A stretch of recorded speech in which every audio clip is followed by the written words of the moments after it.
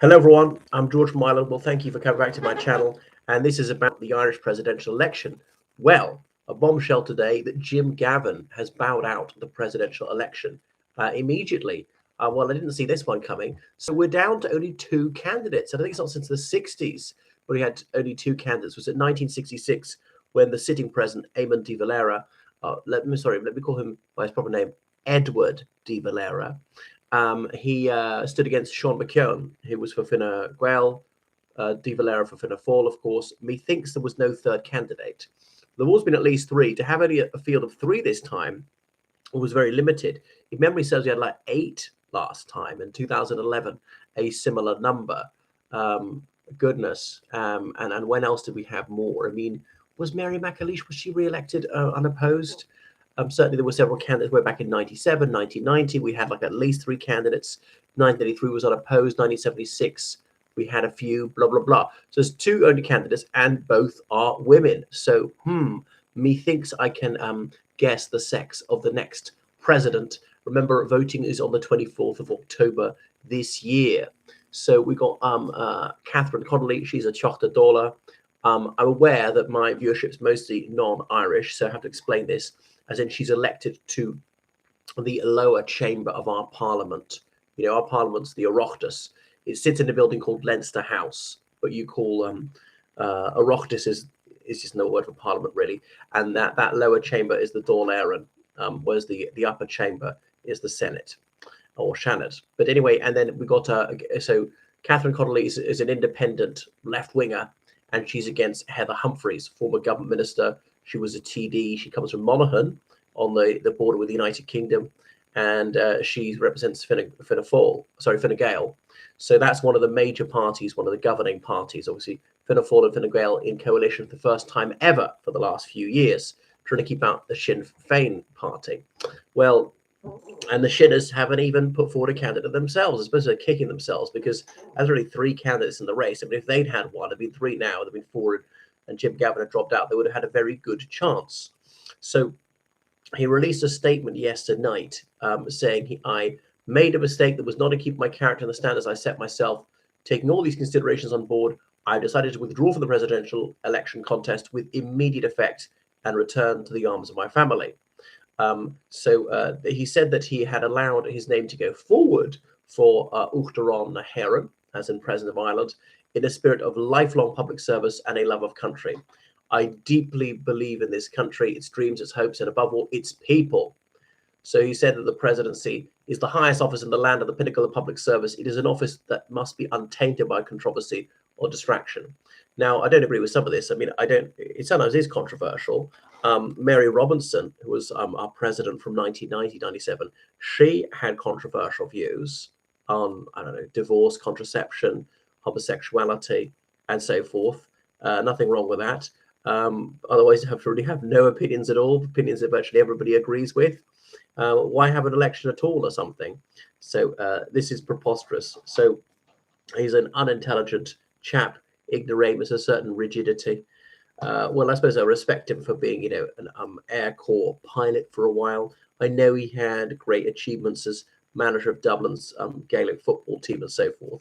Now, he's evil like the rest of them, but perhaps I won't go into why.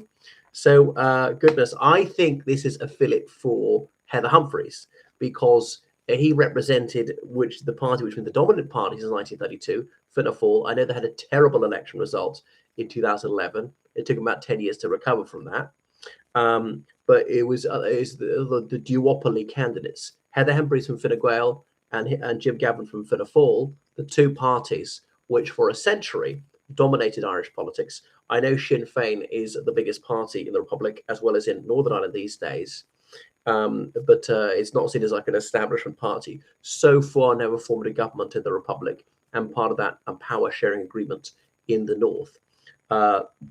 So people who are sort of establishment voters, Fianna Fáil now, they might switch to Fine Gael rather than this insurgent candidate, Catherine Connolly, who I think has never been a member of a political party, just independent, representing her native city of Galway. Is that the city of the 12 tribes? Right. What else about that? So good news for Heather Humphreys. Jim Gavin, the youngest of the candidates at 54, anything like that? The only male one? Who knew? Because until 1990, there'd never even been a female candidate, let alone a woman as president. So anyway, Heather Humphreys is looking good for her. Obviously, it's far from certain, but I'm now giving like a 60% chance that she'll win. So he said there was a lot of bile about him on the internet, that malicious lies were publicized, these foul legends to smear him. The Irish Independent, which is a newspaper, published an article 2 days ago claiming that Mr. Gavin owed €3,300 to a former tenant. Well, what's so bad about that? Okay. And then he was asked about this in that presidential debate on RTE. If you're not Irish, you won't know that's Radio Telefís Éireann, the main broadcaster. And he said, if it happened, I'm very sorry that it happened. I'm looking into it and I'll deal with it with urgency, right? But I mean, so what? You owe someone some money, you pay off some money, it doesn't disbar you. People think it's not that bad, and so forth. So what an overreaction. Nevertheless, the leader of Fianna Fáil, Micheál Martin, said it was the right decision. Yeah. Okay. Goodness. So that's it. Well, a pity. An otherwise actually rather credible candidate is out. But, it's a kind of who's the lesser of two evils. I think Heather Humphreys. If I was a resident of the Republic, would I cast a ballot at all? I might not, because they're both evil. And you think, well, to choose lesser between evils, that's still evil. But then so often in life, that is the choice. It's muck or nettles, it's Scylla or Charybdis. We're caught in between. So we can't always achieve the best. We have to look at what's available. Yeah. Like Rab Butler wrote in his book, The Art of the Possible. Yes, I would love to achieve this, to bring back the British Empire. I would love to dissolve the Republic and us to rejoin the United Kingdom and so on and so forth. But I would love to end the Ukraine war instantly without bloodshed. I would love to see the Israeli cabinet on trial for crimes against humanity.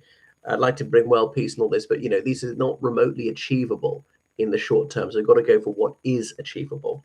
Who do you think is going to win, and whom do you want to win? Well, so the former, bank clerk from County Monaghan, Heather Humphreys, 62, who sounds very dopey, real dimwit. The intellectual far left ultra nationalist Catherine Connolly from Galway. I suppose she's unspun. They are both good and Kaza on denouncing genocide, calling it by its proper name. So please comment. We're going along. Make sure you subscribe to my channel. George Callahan George from Ireland. Donate on PayPal, georgecallahan79@gmail.com. I really need donations to sustain the channel, and thank you for the donation yesterday. I shan't say how much it was. If you donate and you want me to credit you on air, please let me know and I shall. All right. Thanks, everybody. Goodbye and have a lovely day.